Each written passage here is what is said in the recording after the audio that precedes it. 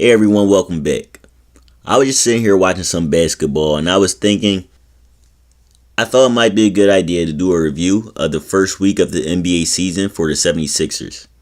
This won't be something that I'll do every week. I felt like the Sixers had an interesting week and I thought I should address it. So without further ado, let's get right into this video.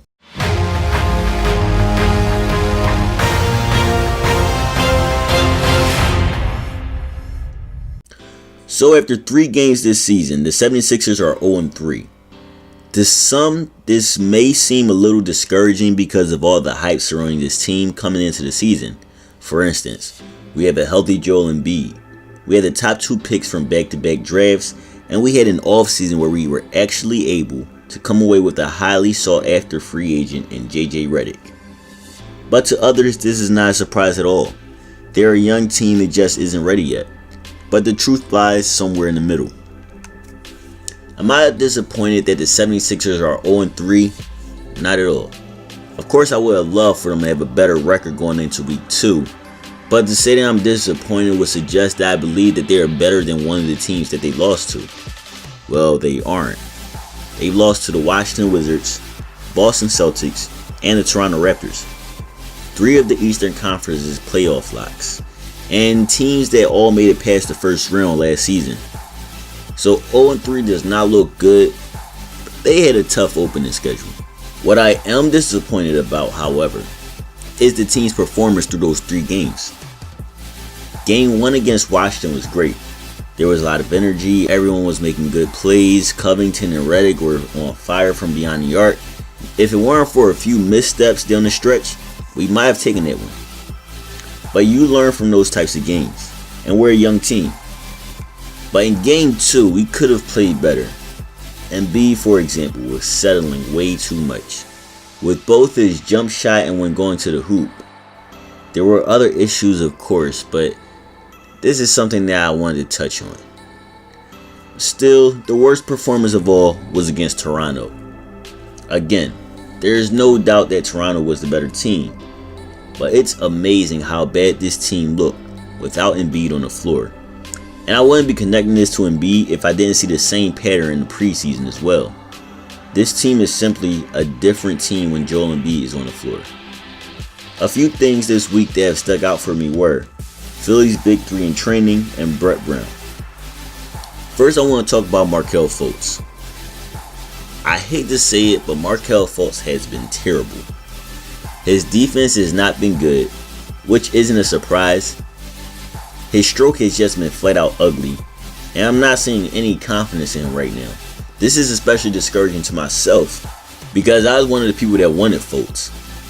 I wanted him all season long, and the way he's playing right now has not gotten too many people excited. But I don't see any issues with his actual game. I believe that his confidence is the issue.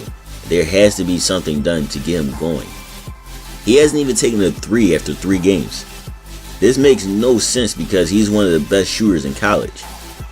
Oh, and that shooting stroke has to go. There has been talk that it was adjusted because of a shoulder injury, but whatever it is, he needs to go back to shooting the way he did in college. End of story.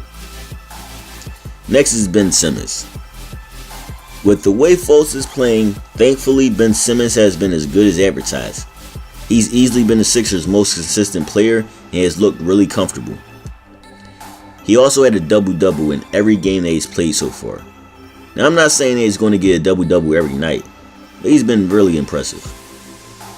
And then we come to Joel Embiid.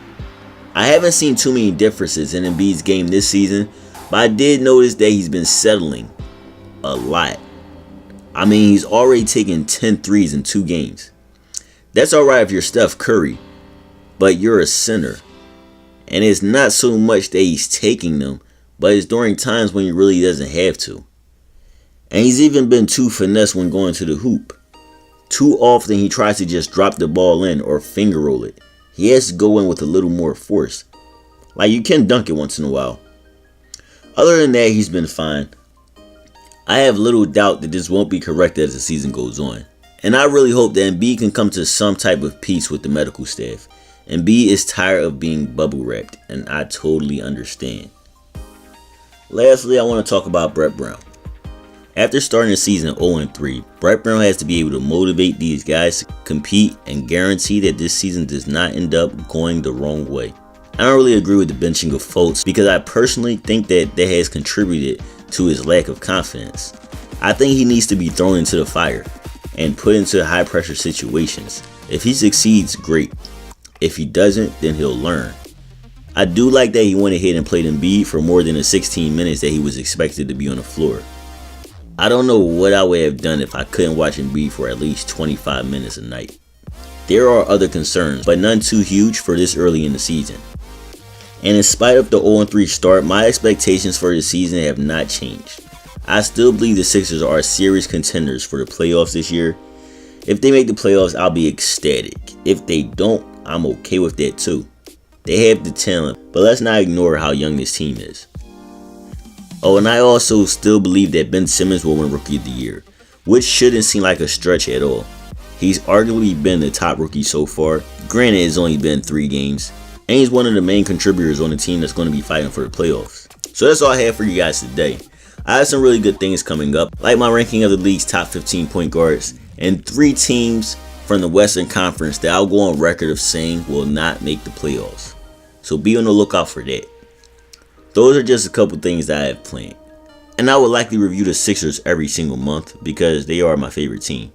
If there's a team or a player that you guys would like me to review, let me know down in the comments. And lastly, do not forget to rate, share, and subscribe so you guys can continue seeing when I drop a video. Thank you and have a great day.